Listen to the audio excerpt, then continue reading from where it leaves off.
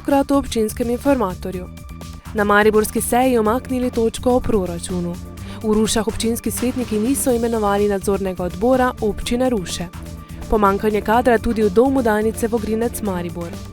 Ilka Štuhec pred svetovnim prvenstvom strnila svoje misli in pričakovanja. Na Studencih v Mariboru nastajajo okusne slaščice. Otvoritev medgeneracijskega centra Pernica.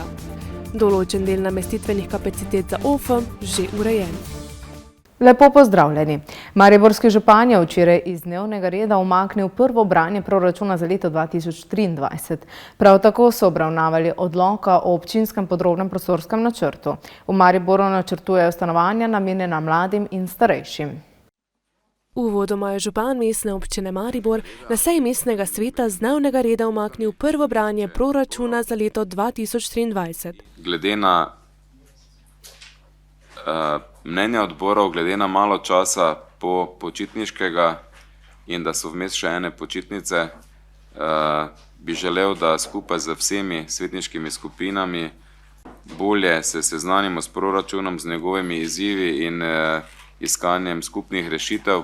Odbor za finance je namreč gradivo precej obravnaval, a ga ni potrdil. Predlagali so ponovno preučitev proračuna. Ker se številke iz dneva v dan spreminjajo, tako na področju plač, dvigov plač zaposlenih in v javnih zavodih, kot tudi cen energentov in kapic, ki ponekod že so, drugod še upamo, da bodo, in bi radi šli za čim bolj realnimi številkami že v prvo branje, da bo drugo potem lažje. Pozitivna novica za Mariborčane, predvsem za mlade in starejše, je tudi načrtovanja gradnja novih stanovanj. V Dvoršakovi ulici je predvidenih 60 stanovanj. Investitor v tem primeru javni medobčinski stanovanjski sklad, ki želi na tej lokaciji zgraditi stanovanja za mlade in mlade družine. A tako se znova odpirajo vprašanja vezana na problematiko parkiranja. Številni svetniki menijo, da je v Mariboru že sedaj parkiranje velika težava. Vemo, da je to območje ni samo stanovanjsko, je tudi bolnica blizu in tako dalje. To pomeni, da je na to mesto kot nek akumulator potovanj v službo ali kako drugače velik pritisk.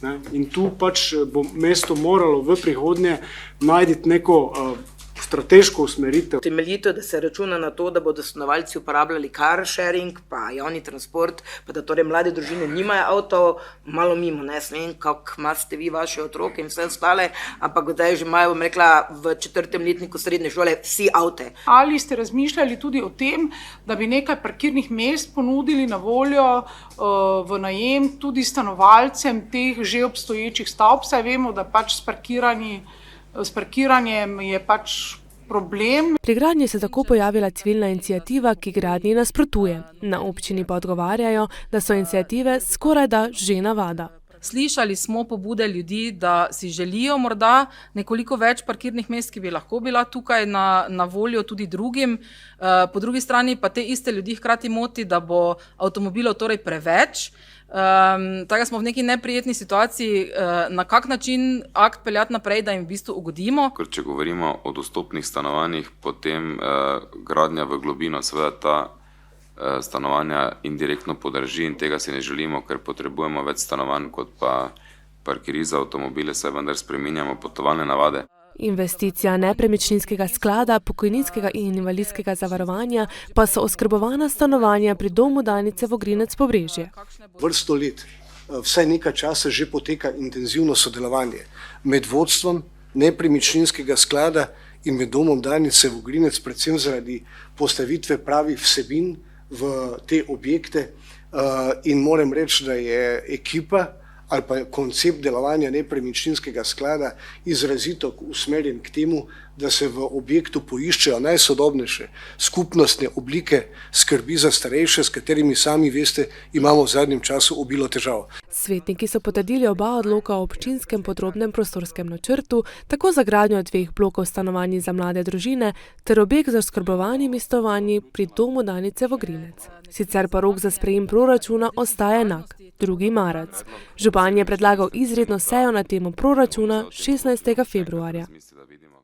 Občinski svet občine Ruše je na zadnji seji z 9 glasovi za in 9 glasovi proti zavrnil imenovanje predlaganih članov za nadzorni odbor občine Ruše.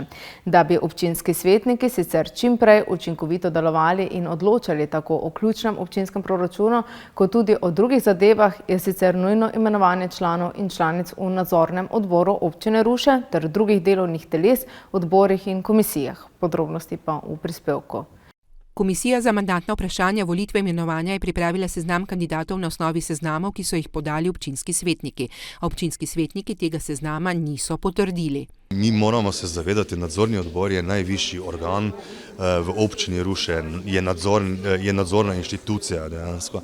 In tudi sam zakon pravi, da mora biti nadzorni odbor sklican v 45 dneh po volitvah oziroma biti imenovan. Pristojnosti in naloge nadzornega odbora so namreč nadzor nad razpolaganjem s premoženjem občine in nadzor namenskosti, ob tem tudi smotrnosti porabe proračunskih sredstev, pa tudi nadzor finančnega poslovanja uporabnikov proračunskih sredstev. Mislim, meni je žal sicer, da nadzorni odbor ni bil imenovan, ker tukaj pač neke formalne roke zamujamo, ampak na koncu dneva občinski svet odloča in tukaj je pač prišlo do situacije, kjer nismo odločili in bomo zdaj v zelo kratkem času morali. Seveda, v vmesnem času se bo treba uskladiti, ampak jaz mislim, da je sicer, bom rekel takno, na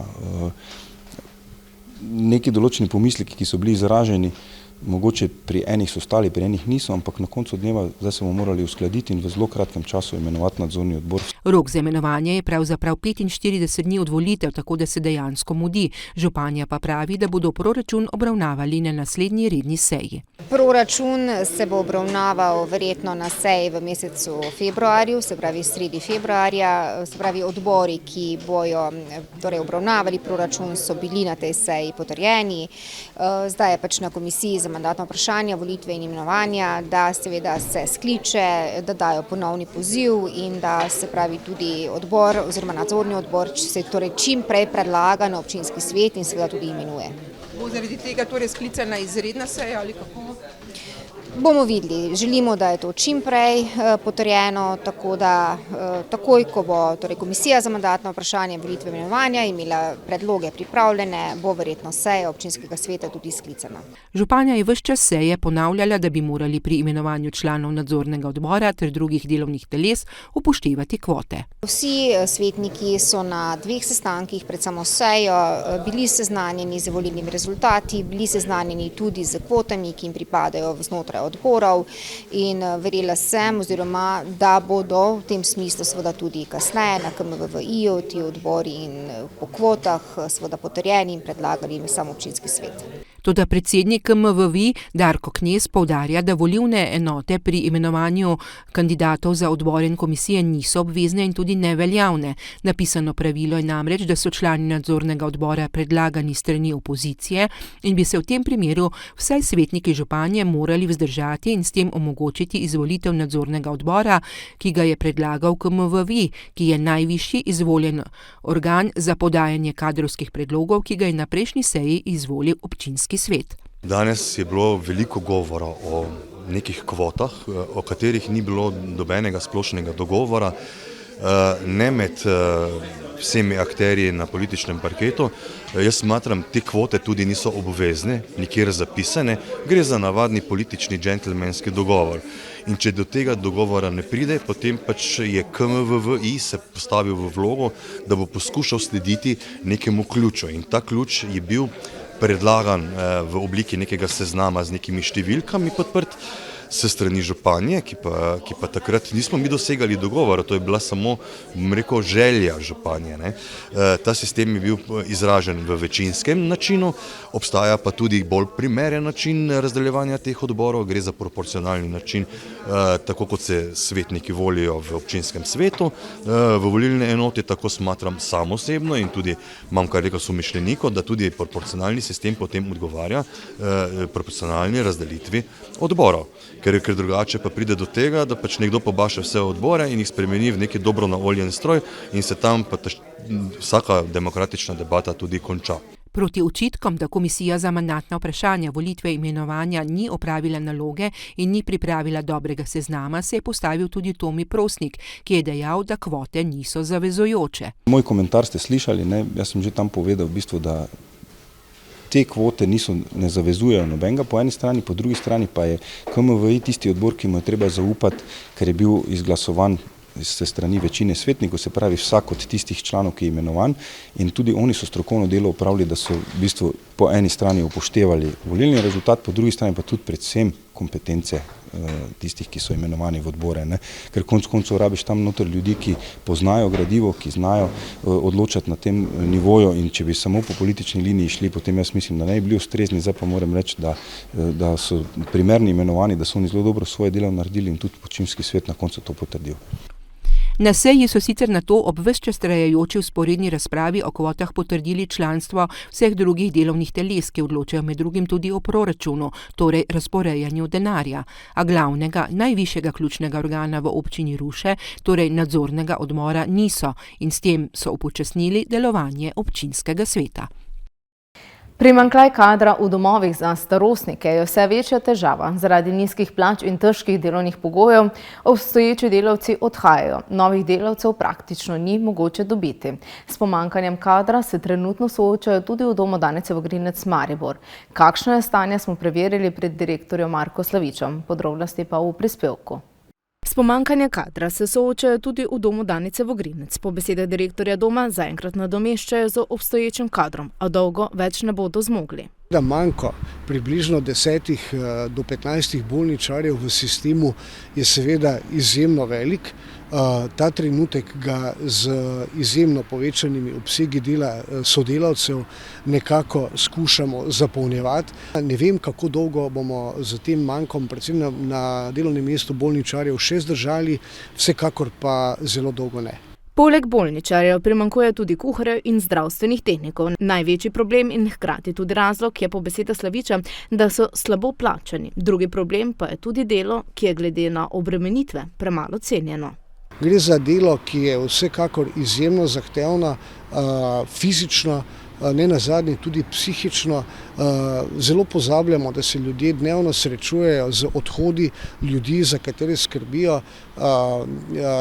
Torej, vsekakor to ni običaj v vseh okoljih in to prinaša tako psihične kot fizične posledice, kljub temu, da smo domovi danes opremljeni z boljšimi osnovnimi sredstvi. Delo deloma nadomeščajo z nekaj študenti in z vključevanjem upokojenih sodelavcev. Ta trenutek jih je kar 8, hkrati nadomeščamo to delo deloma tudi z vključevanjem študentov, ampak vendarle gre tukaj za neke interventne akcije. K temu dodaja, da bo potrebno načrtno izobraževanje mladih, pri čemer apelira na državo. Kakšne rešitve se bodo uvedle, za zdaj še ni znano. Je pa vsekakor jasno, da živimo v času starajoče se družbe, kar pomeni, da bodo v prihodnje še večje potrebe po socialnem varstvu. Spremembe so zato nujne. Mariborčanka Ilka Štuhec pa je pokazala, da še vedno sodi v sam vrh smučark v hitrih disciplinah. Optimistično zre tudi proti svetovnemu prvenstvu, ki bo februarja v Franciji, no več pa v prispevku. Da sodi v sam vrh, je Ilka dokazovala iz prve tekme letošnje sezone. Rezultate pa je nadgradila z zmago minuli vikend v Cortini d'Ampezzo. Ja, moje dojemanje vsega skupaj se v bistvu od jeseni ni spremenilo, no. Vsekakor je tekma tista potrditev, ki na koncu šteje največ. Ampak kot sem že tolikokrat omenila, vedela sem, da smo delali dobro, česar sem sposobna in sem vesela, da je ta potrditev prišla pravi čas. Z drugim mestom in zmago na smuku je pokazala, da ko si popolnoma zaupa, je hitra, celo najhitrejša v konkurenci. Zelo razveseljujejo tudi rezultati v superveleslalomu. Pokazala je, da ni pozabila niti zavijati. Ne, niti slučajno znam tudi kak ovinek narediti, ja. Kar se razmer tiče, moram reči, da ti si super G v St. Moritzu, kjer sem bila 17. in zdaj v Cortini 13. mesto. Razmere so bile v bistvu res vrhunske, no. Ni bilo nekih luk, nekih nevarnosti, česarkoli, na kar bi se bilo treba prilagajati. Preprosto opcija je bila, treba je bilo napadati in to sem tudi dosti okej izkoristila. Njej vedno ljuba Cortina je za njo, zdaj pa jo čaka svetovno prvenstvo v francoskih Alpah. Francoske Alpe so tudi čudovite. Zdaj je sicer dejstvo, da nisem več med najmlajšimi, govori meni v prid, zato ker sem vozila v Meribelu na progi, kjer bomo že finale daljnega leta, sploh ne vem kjerega, ne? Ne, je bila že barvna televizija v glavnem. Tako da ja, progo sicer poznam, ne spomnim se, je tako dobro, ampak ja, ne glede na to, kaj bo, mislim, da v stanju, kot trenutno sem, lahko vozim karkoli. Na svetovnem prvenstvu bo Mariborčanka vozila alpsko kombinacijo smuk in superveleslalom. Ja, vsekakor kombinacija na planu prva, tako da mislim, da definitivno se bom podala v ta boj, odsmučala Super G sigurno, tudi nekaj malega treninga, spoznavanja za prihajajoče tekme. Padec na tekmi je pred televizijskimi zasloni izgledal precej neprijetno in boleče, pa vendar se je Ilka Štuhec zbrala in že čez nekaj dni celo zmagala. Ja, v bistvu tudi živo je bilo hudo grozno, ker v bistvu skoraj ne veš, kaj se dogaja, nimaš časa razmišljati, enostavno stvari se odvijajo avtomatsko, samo vse, kaj se zavedam, je bilo, da sem se samo res močno napela in čakala, kaj bo kje zabolelo, kaj bo zapeklo. Slabe zadeve, ampak potem sem se stavila in sva tisto, ok, nič me ne boli, vredo sem, nič mi ni, grem dalje. Tako da ja, no, hvala Bogu, res sem, mislim, še enkrat velja povedati, imela verjetno več sreče kot pameti tudi, ne. Ampak ja, smo znali to shendlati, prestopiti in ja. Imeti en dokaj vrel vikend. Dejstvo je, da so izjemno zadovoljni z novo opremo, hkrati pa se je očitno kot dobitna kombinacija izkazalo tudi to, da je glavna trenerka v letošnji sezoni Ilkina mama. Ja, tisti material je preteklost, ko je prišel novi material, potem se je tudi zamenjal trener, v bistvu, ko smo se z njim dogovorili, da več ne bomo delali, to je bilo v bistvu, štart je bil zaradi denarja, ker tile jemljajo res velik denar. Poiščemo trenera, pa ga ni, pa pravi Ilka, pa bodi ti, ja čakaj malo zdaj, kak ne bom jaz, pol je bilo pač kakih par tednov brez spanja, pol na koncu sem pa rekla, dobro, od zdaj sem pa zmeraj od zadaj, trener je malo prcala, to moreš, ono moreš, zdaj pač jaz stopila na prvo linijo, bom videli, kaj bo, se vem, kaj rabi, potem, ko moreš se odločiti, ni vedno lahko, ampak očitno je bila prava smer. Vsi ekipi zdaj delajo s srcem in rezultati kažejo, da so se ujeli. A Darja Črnko je v nehvaležni situaciji, kot mama čustev ne more izklopiti, sploh padci so tisti, ko ji srce res zastane. To se skoraj ustavi, to je, vedno me je malo strah, ko se ona smuča, to je dejstvo. Dolgo sem blefirala sama sebe, pa celi svet, da me ni, ja, vedno me je strah, ampak zdaj moram stopiti preko tega in se tudi pripraviti, imeti pošten glas, ko njej dajem info, to zdaj ne biti, oj, Ilka, idi, kaj ti zdaj, če si tu greš, Ni bilo lahko to videti, ampak hvala Bogu, tokrat je kar nekaj džokerov uporabljala, da se je dobro izteklo. Po sezonah, v katerih se nikakor ni uspela prebiti iz povprečja, je tako Štuhčeva z menjavo spremljevalca smuči in spremembami v trenerskem štabu našla nov zagon, ki jo je znova popeljal na vrh. Tega si želi doseči tudi na svetovnem prvenstvu, ki bo med 6. in 19. februarjem. V Mariboru na Studencih pa diši po slaščicah. Mariborčanka Kornelija je namreč pred kratkim tam odprla svoj slaščičarski studio. Ko jo obiščemo, lahko ugotovimo, da so njeni izdelki res dovršeni in okusni. Podrobnosti pa v prispevku. Ker je Mariborčanka Kornelija v času epidemije izgubila službo, je v času, ki ga je imela, začela peči slaščice. Bila sem gostinka, delala sem v gostinstvu, tako da je nas ogromno izgubilo službo. Lokali so se zaprli, niso nas potrebovali več in smo dobili odpoved. Redko kdo je šel na čakanje, vsaj od mojih sodelavcev. In smo dobili odpoved in smo bili doma. In za začetek ne bom lagala, mi je pasalo, kakšen mesec, dva, pol pa ko se je to vse skupaj zavleklo, ta epidemija, pač položnice treba plačati, nekako se je bilo treba znajti in iz res čistega dolg časa sem pričela peči. Sodeč po dobrih odzivih ljudi, ki so njene izdelke poskusili, je hitro tudi sama ugotovila, da ji gre tako dobro od rok, da je začela svojo novo karierno pot. Ena stvar je vodila do druge in tako zdaj Mariborčanom in širše ponuja svoje dovršene sladice. najprej eno stvar, drugo, tretjo, četrto, ker mi nismo več mogli toliko tega pojesti, sem malo nesla sosedom, prijateljem, koliko smo lahko, ne, ker se nismo smeli družiti takrat preveč. Svojo uspešno poslovno pot je začela kar doma. Ja, najprej seveda doma, ne. Človek ne more vedeti, kako bo to se vse skupaj odvilo, tako da nisem upala takoj tvegati pa nekaj vzeti.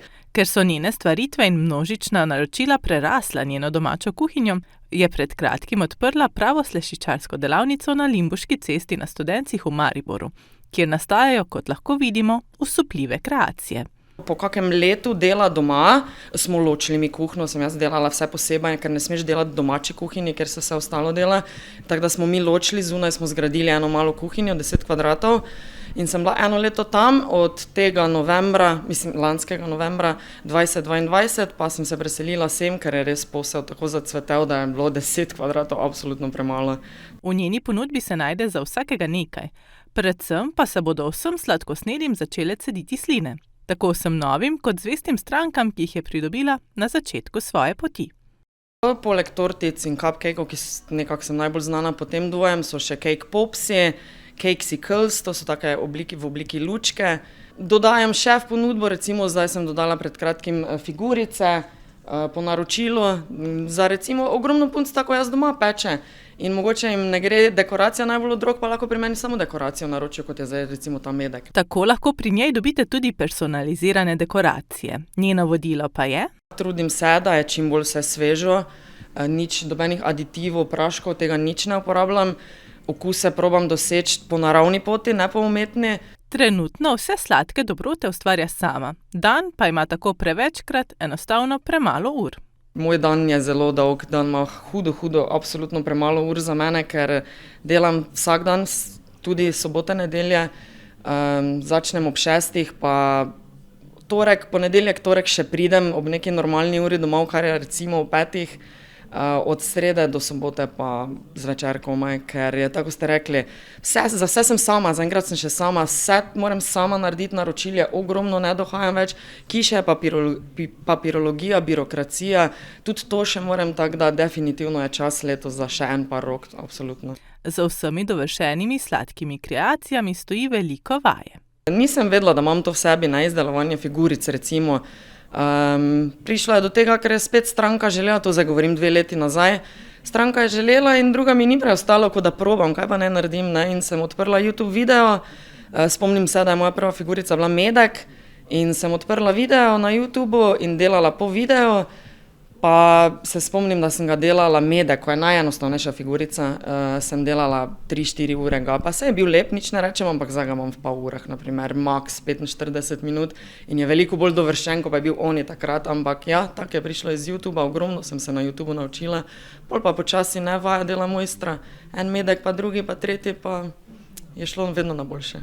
Vsi, ki ste si ob ogledu prispevka zaželeli nekaj sladkega, lahko Kornelijo poiščete in kontaktirate na družbenih omrežjih Facebook in Instagram. V Pernici pa se je odvila otvoritev medgeneracijskega centra Pernica in ponovoletni sprejem župana občine Pesnica Gregorja Žmaka.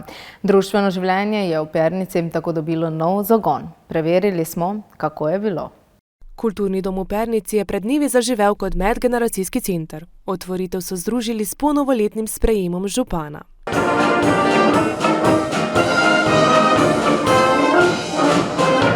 Današnje srečanje ob otvoritvi medgeneracijskega centra pomeni uvod v nekaj novega, drugačnega, lepšega, izboljšanega. Upam, da boste vsi, ki tukaj ustvarjate in preživljate svoj prosti čas, prav zaradi obnove dobili nov zalet, nove ideje, inspiracijo za še več ustvarjanja, bodisi v pesmi, knjigi, igri, športu, kulturi, turizmu, kmetijstvu, podjetništvu ali drugače. Zbrali so se številni občani Pesnice, ne le krajani Pernice, temveč tudi drugih krajevnih skupnostih, ki so otvoritev prostorov navdušeno pričakovali. Ponosni na odločitev občine in krajevne skupnosti Pernica in pozdravljamo to odločitev in upamo, da bo jim dobro služilo. Ja, mislim, da kar dosti bo prinesla kraju in je kraj tudi potrebne, ne, take kulturne dvorane. Zelo lepo so uredili jo, ja. Da mi kar dopade tako da jo. Kot krajan Jarenine imamo tam medgeneracijski center tudi mi in samo pozdravljamo odločitev, da se je to zgodilo tudi v Pernici. Vse bo koristilo vsem društvom, kakor tudi krajanom. Smo hodili, pa bomo še več, zdaj, če bo kaj prireditve, ne? Meni se zdi, da je to pomembno. Mi imamo otroke v vrtcu in se mi zdi, da je super. Ko bo še veliko, se bomo tu družili, po moje. Fajn se mi zdi, fajn. Občina Pesnica je dom obnovila v sklopu 2 projektov, sofinanciranih strani Evropske unije. V prvem projektu so bila izvedena gradbeno-obrtniška dela na balkonu. Urejena je bila električna napeljava, nabavljen video sistem dvorane, nova razsvetljava, nabavljena oprema za ozvočenje dvorane, kar tudi lahko slišimo, kako lepo poka. Balkon so v celoti obnovili in ojačali. Vrednost je znašala 97 tisočakov. Sofinanciranih je bilo 32 tisoč evrov strani Evropskega sklada za regionalni razvoj. Partnera projekta sta KUD Pernica in Primož Kramberger SP. V sklopu drugega evropskega projekta je urejena celotna dvorana. Vrednost projekta je znašala 135 tisoč evrov, od tega 40 tisoč sofinancerskih sredstev. Partnerja sta KUD Pernica in Društvo upokojencev. Obnovljena je bila garderoba, tudi stalno keramiko, zamenjena so vhodna vrata. Obnovljena je pisarna Društva upokojencev. V celoti so prenovljene ženske in moške sanitarije ter urejen WC za gibalno ovirane osebe. Na novo urejeni so notranji prostori ter zamenjena vsa notranja vrata s podvoji. In še mnogo več. Pripravili so pester kulturni program, v katerem so nastopili tudi najmlajši.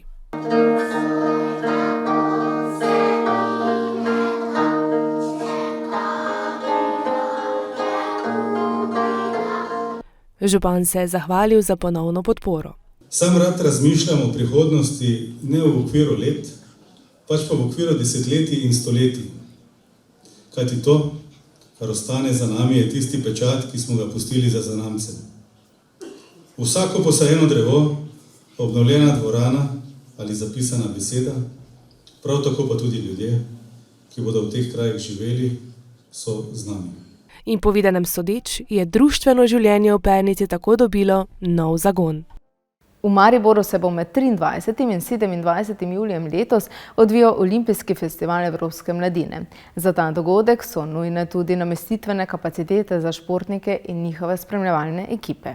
Olimpijski festival Evropske mladine se hitro bliža. V Mariboru so z namestitvenimi kapacitetami v študentskih domovih že poskrbeli, da ni ogrožena olimpijska vas, a želeli bi si, da bi še več študentov za določen čas odstopilo svojo sobo za potrebe tega pomembnega tekmovanja. Torej, strani vodstva študentskih domov smo dobili odobrenih 1750 namestitev do tega trenutka. To pomeni, da bomo lahko omogočili olimpijsko vas na območju Gosposvetske, se pravi, to območje se bo v celoti izpraznilo za potrebe OFEM-a, prav tako dodatne kapacitete na območju Tirševe. Se pravi, gre za 2 zaključeni enoti coni, ki bodo namenjeni OFEM-u. Ker so stanovalci študentskih domov Univerze v Mariboru izkazali interes za podpis aneksa za prostovoljno začasno izselitev tudi po zaključku uradnega roka, so se skupaj z upravo študentskih domov, predstavnico študentskih domov in organizacijskim odborom OFEM odločili, da rok za podpis aneksov podaljšajo do 10. februarja. Hkrati pa jim bodo tudi ponudili dodatno finančno spodbudo. Mi smo tudi prisluhnili pobudi študentskega sveta stanovalcev po dodatni finančni spodbudi, tako da bomo namenili vsem študentom še dodatne polnajemnine in verjamemo, da bo ta dodatna finančna spodbuda pripomogla k temu, da bo ta projekt res podprla velika večina študentov in seveda omogočila odlično izkušnjo vsem športnikom, ki prihajajo v mesto. Vsem, ki so se za izselitev že odločili, pa sporočajo, da so izredno hvaležni za njihov doprinos. Hkrati pa naprošajo vse tiste, ki še niso uspeli podpisati aneksa, da to storijo najkasneje do 10. februarja. S tem bodo pripomogli k soustvarjanju vznemirljivega poglavja slovenske zgodovine športnih dogodkov. To je za danes v oddaji Občinski informator vse. Aktualno dogajanje pa ne zamudite tudi na naših spletnih portalih lokalec.si in mbreport.si. Želim vam lep večer še naprej in prijeten konec tedna. Nasvidenje.